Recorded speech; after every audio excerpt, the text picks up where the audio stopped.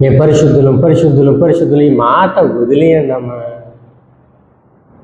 మేము పరిశుద్ధులు అన్న మాట చెప్పకూడదు అసలు.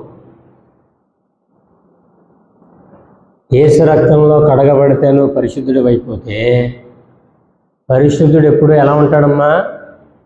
పాపం చేయకుండా ఉంటాడు.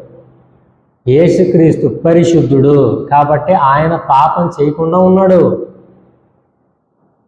యేసుక్రీస్తు పరిశుద్ధుడు. పరిశుద్ధుడా కాదా? చెప్పనమ్మా, పరిశుద్ధుడా యేసుక్రీస్తు? పాపం చేశాడా? మరి నువ్వు పరిశుద్ధుడివి నేను పరిశుద్ధుడిని అని చెప్పుకుంటే మనం కూడా పాపం చేయకూడదు. మరా పాపం చేయకూడదు కదా? మరి చేస్తున్నారా లేదా? చేస్తున్నారా లేదా? ఏం చెప్దాం? చేస్తున్నామని చెప్దామా, చేయొద్దని చెప్దామా? ఏం చెప్తాం? నీతిమంతుడు లేడు, ఒక్కడునో లేడు, అందరూ పాపము చేసి దేవుడు అనుగ్రహించి మహిమను పొందలేకపోతున్నారు.